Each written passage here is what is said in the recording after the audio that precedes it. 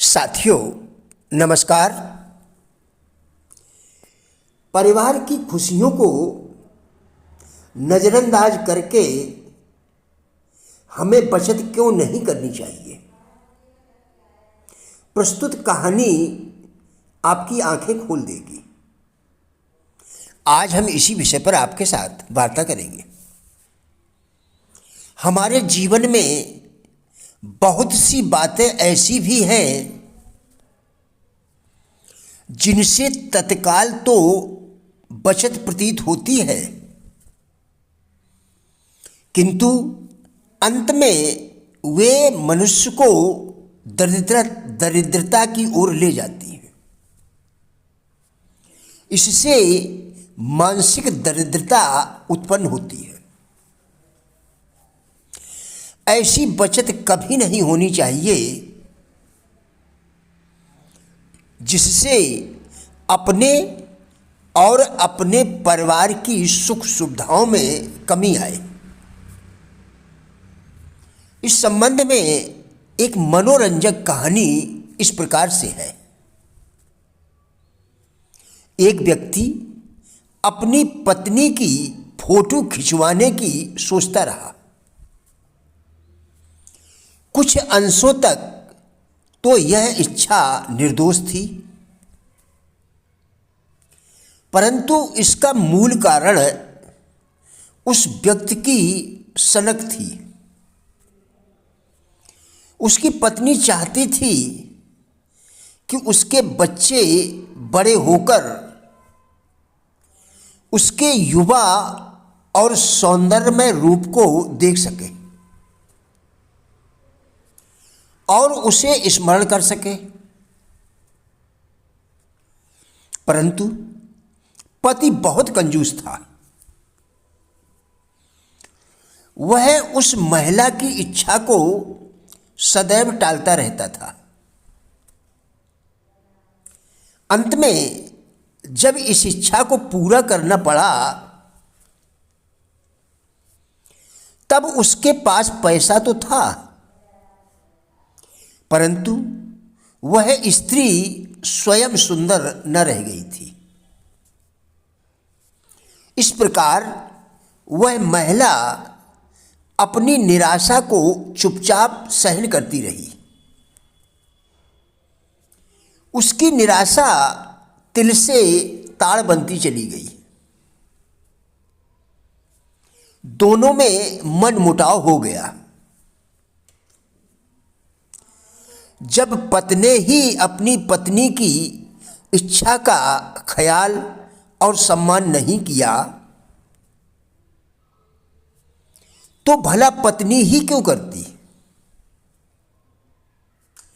अंत में उन दोनों में पारिवारिक विरोध इतना बढ़ा कि दोनों को तलाक लेना पड़ा और परिवार छिन्न भिन्न हो गया। मितव्ययिता के नाम पर उन्होंने अपने सुखी परिवार की बलि चढ़ा दी। क्या आप इसे मितव्ययिता कहेंगे या कंजूसी, जिसने परिवार की खुशियां ही छीन ली। हर भूल कुछ नया सीखने का अवसर देती है, बशर्ते हम उस अवसर का अर्थ और महत्व समझें।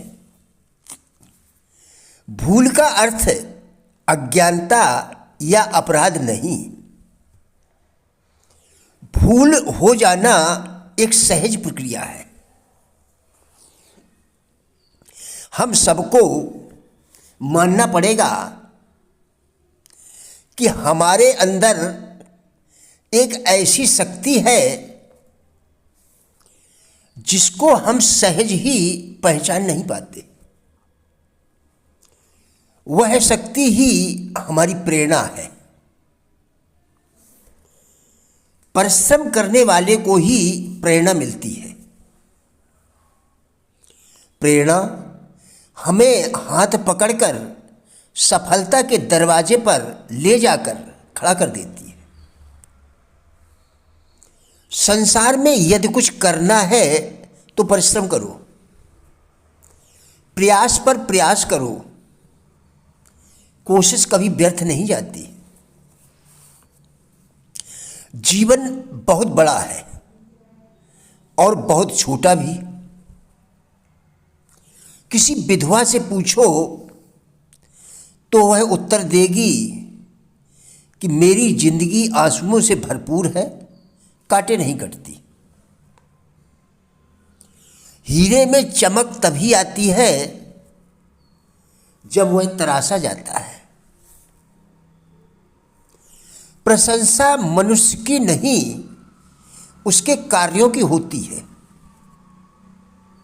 प्रशंसा मनुष्य की नहीं, उसके कार्यों की होती है।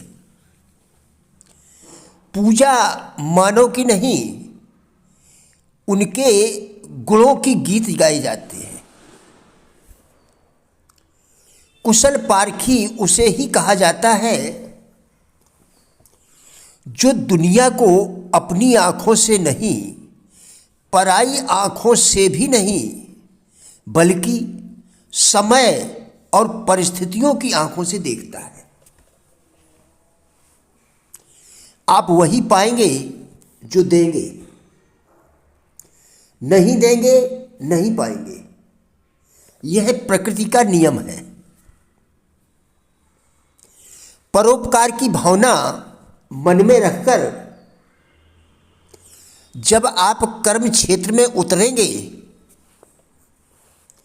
तो सत्य मानिए कि ईश्वर हर कदम पर आपकी मदद करने को खड़ा होगा। मैं सर्वोत्तम कार्य कर पाता हूं या नहीं, इससे कोई अंतर नहीं पड़ता। समस्या तो यह है कि मैं अपनी शक्तियों को 10, 15 या 20% प्रयोग में लाता हूं या 90%। आशा जितनी तीव्र होगी, उत्साह उतना ही उग्र होगा। मानसिक प्रयत्न उतना ही प्रचंड होगा,